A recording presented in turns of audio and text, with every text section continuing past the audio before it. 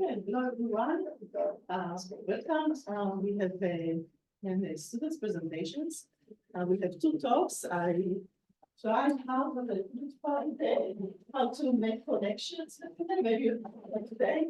So, but it's also going to be quite different. So yeah, from standards group, a third graduate student will tell us about experimental research, and then helping a student in the group of higher team to tell us about theoretical research and topics I don't overlap, but okay.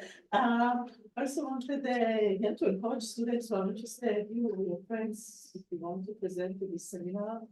When we have these presentations in the field, it's easy for us to record.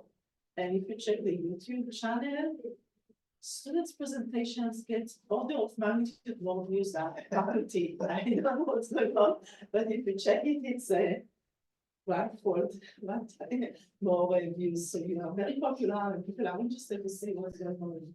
Again, it's for you. Okay, so let's please. But just, I don't know how to make this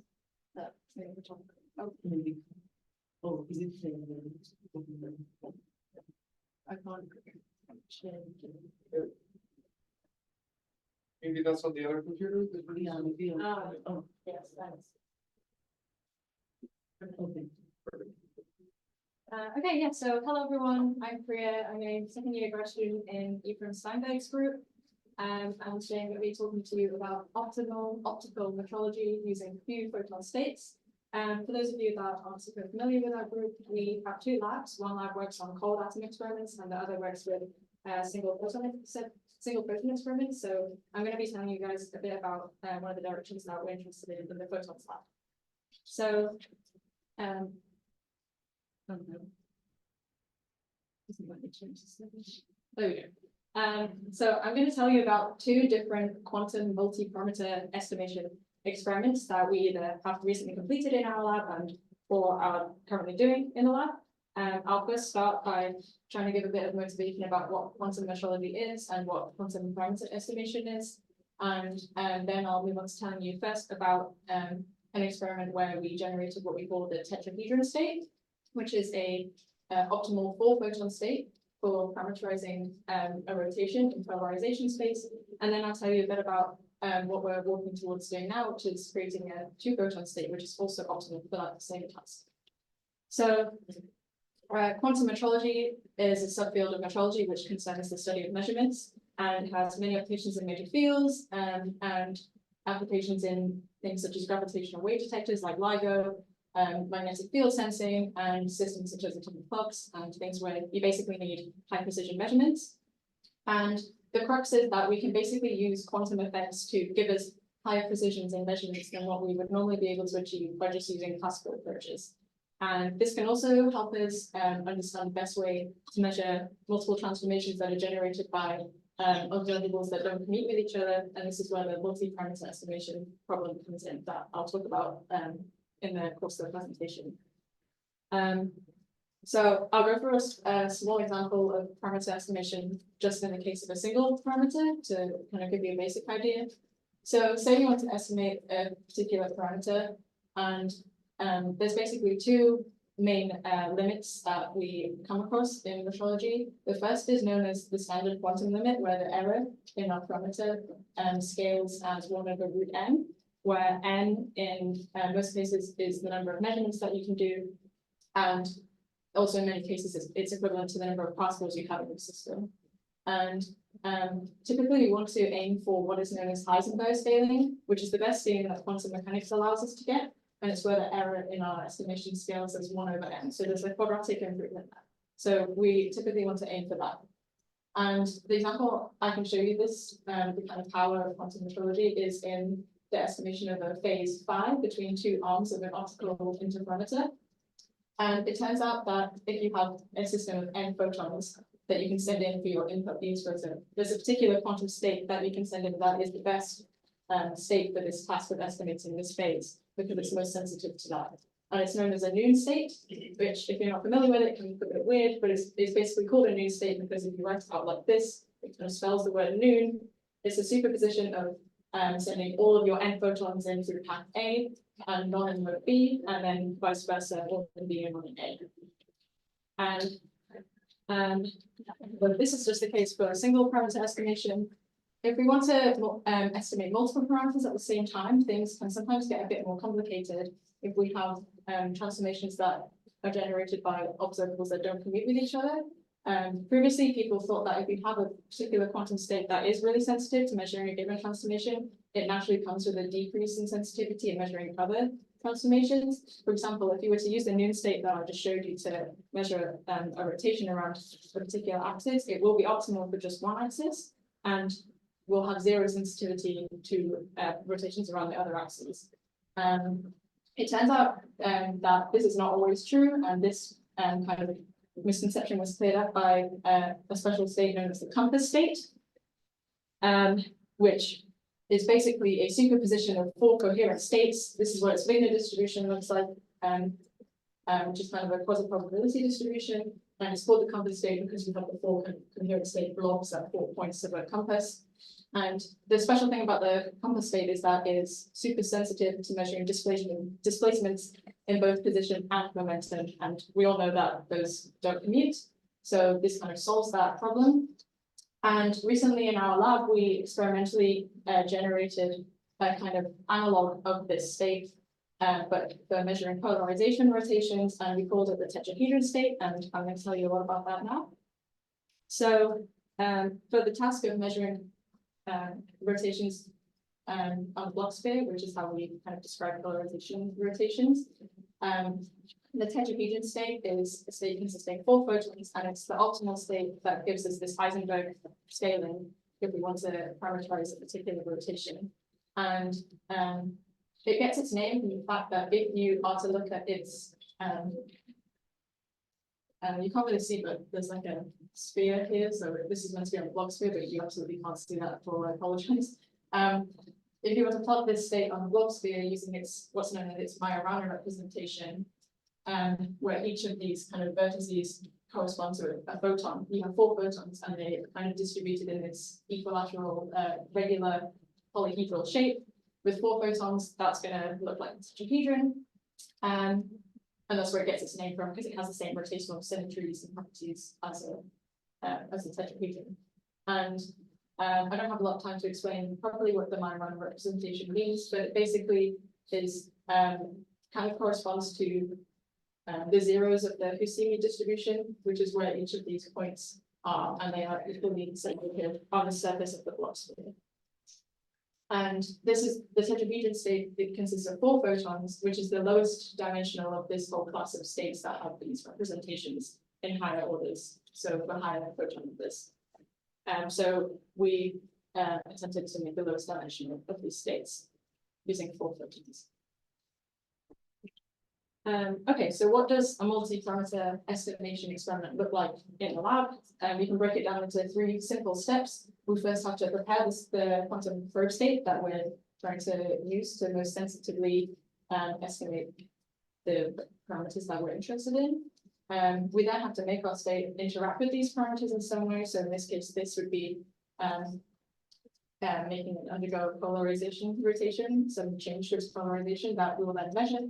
And we'll see how well we are able to estimate the rotation.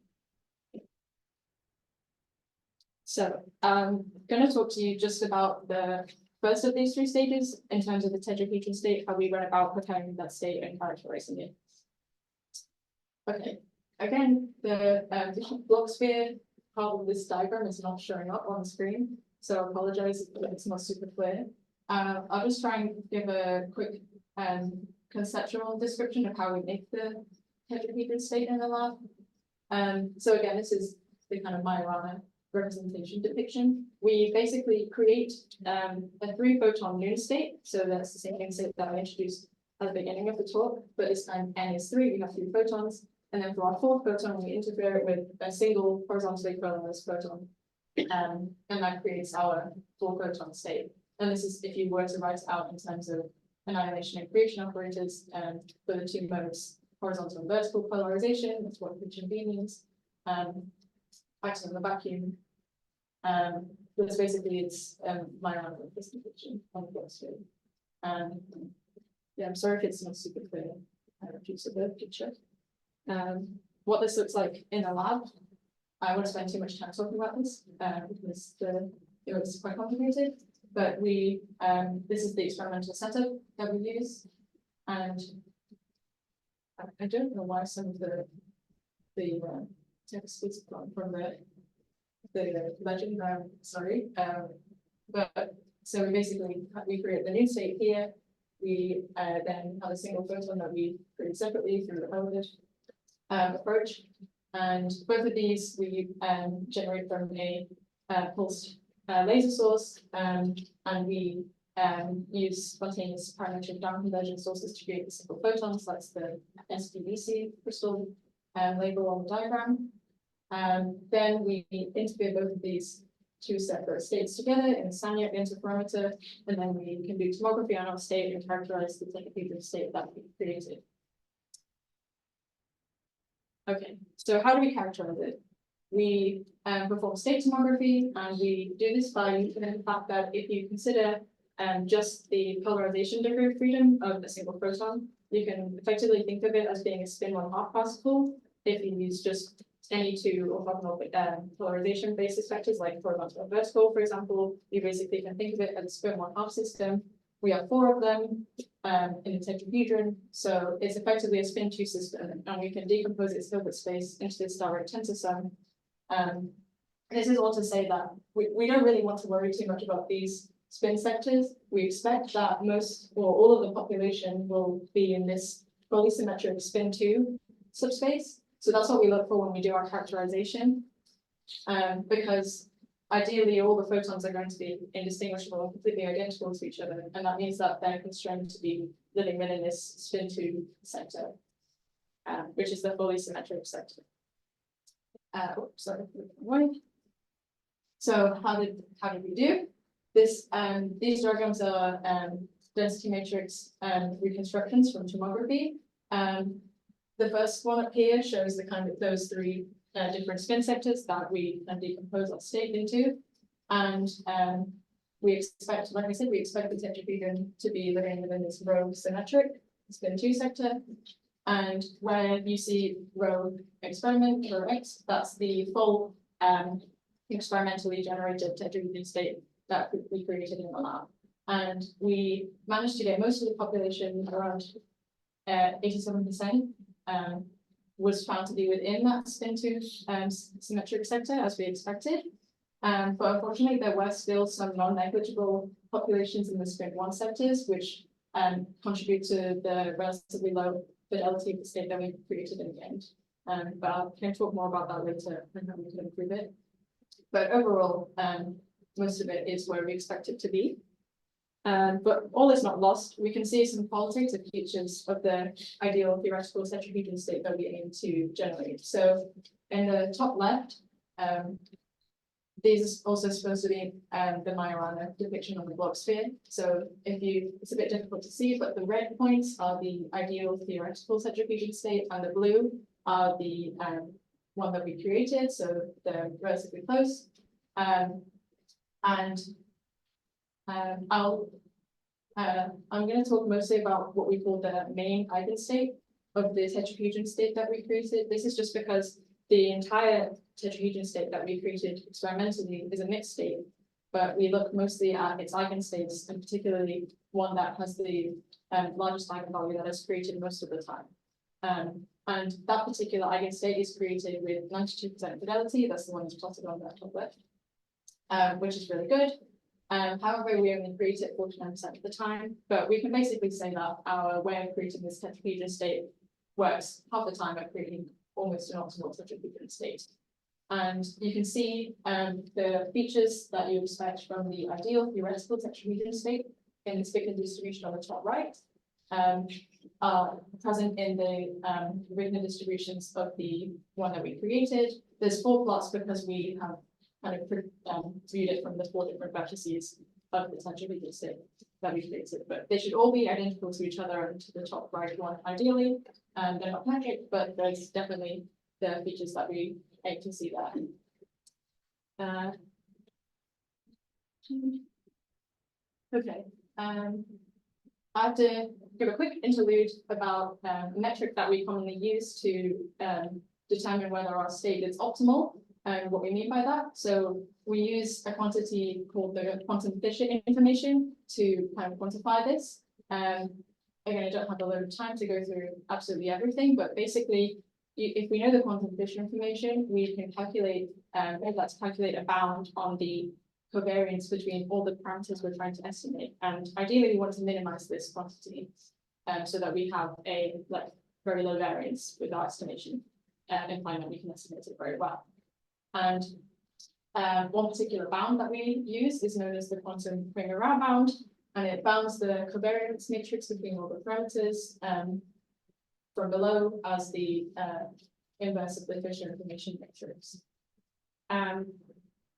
Yeah, so in order to conveniently be able to optimize this bound, we have to convert it from a matrix inequality to a scalar inequality. And we do this by using what we call a cost matrix.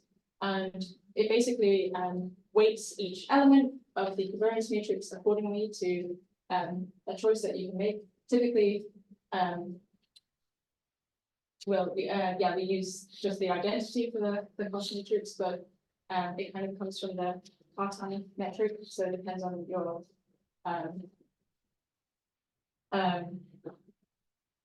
system. But in this case, it's very simple and straightforward. Again, I can't go into that too much right now, but basically, you have this scalar bound that we then optimize by taking these two matrices. And so then what we did was compare different values of this scalar bound that we're hoping to minimize as much as possible in order to get the most information about the state to different types of states and how they perform at estimating the polarization, rotation, and compare them to our tetrahedron state. So some other common strategies people use are to try and use the noon states that I talked about before to measure rotation. But as I mentioned, they are only optimal for measuring rotations when they are aligned to a particular axis. And if you want to get around this problem, you can prepare kind of 3 different batches of noon states aligned with each axis that you want to rotate around. And then they work fine. And you get the Heisenberg scaling as you increase the photon number, as you can see with this orange line. But it's slightly above the how the platonic states perform, so the tetrahedron state and other polyhedral states, because you have to do it 3 times. So there's a factor of 3 that you currently can't scale there. We also compare them to what are known as spin coherent states, which is just all the photons polarized in a particular mode, and they perform quite a bit worse than the other 2 approaches. And you can see that they don't scale with the same slope, which is, so this will be the kind of 1 over n scaling that we're looking for, and this is the 1 over root n. So in general, we also see that we can use these platonic states to achieve the Heisenberg scaling. As you increase the photon number, your scalar quantum Pria bound also decreases. And the 2 data points that are in black there are the ones that we generated in the lab, the tetrahedron state that we generated. We didn't physically use this to estimate rotation. This is just a simulation, but we calculated that it performs its main experimental album state. It performs very well, very, very close to the theoretical value of the ideal tetrahedron state. And the entire density matrix is slightly worse, but it performs better than the spin coherent state approach, which is good. So just to sum up what I told you so far about the tetrahedron state, so we demonstrated an experimental way to generate this tetrahedron state in the lab. As I mentioned, the fidelity of the state that we created could be improved. Most of the noise comes from when we generate the few-photon noon state, we interfere a squeeze state from down conversion with a weak coherent state, but that coherent state will have higher order photon terms in there, and they can contaminate the state and give us more than the 3 photons that we're aiming for in the noon state. And also we could increase the indistinguishability of the single photons that we use throughout the experiment. And we could achieve this with just better sources and detectors. However, at the proof of concept level, at least, we've created a state that is that shows very like a large amount of the features and symmetries of the optimal theoretical tetrahedron state. So now we're asking a question: what about photon numbers that don't correspond to these regular polyhedral platonic solids on the Bloch sphere? So this is numbers that you can't represent with the minor representation of these nice regular polyhedra. So numbers like 2, 3, 5. We've started thinking about is there a 2-photon state that also shares these super sensitive and nice symmetric properties as the tetrahedron for estimating the polarization rotation. So we've been building a, I'm skipping ahead. This 2-photon state could look like this on the Bloch sphere. We have 2 photons here and here, and we can tune this kind of angle between them, between going from both of the photons horizontally polarized in a spin coherent state to the maximum entangled state. And we can physically tune this angle just with a wave plate in our experimental setup, which I'll show you in a minute. And we can find what this optimal angle is to estimate our rotation. So the setup looks like this. So this is the first of the 3 stages. We prepare our state. We interpret 2 single photons at a beam splitter. I haven't shown the source of the photons, but they come from a double pass spontaneous parametric down convergent source. We then make the state undergo a polarization rotation. So we pass it through a Raman polarization controller, and then we'll do state tomography here, which is the measurement part. So this is what we've been working on recently. And yeah, this brings us to the end of my talk. So just to sum up, I told you a lot about the tetrahedron state, and that's the optimal 4-photon state that you can use to simultaneously estimate all the parameters that describe a rotation in polarization space. And I also talked briefly about the progress that we've made towards setting up an experiment to do a similar thing, but using 2 photons, and use that to estimate polarization rotation.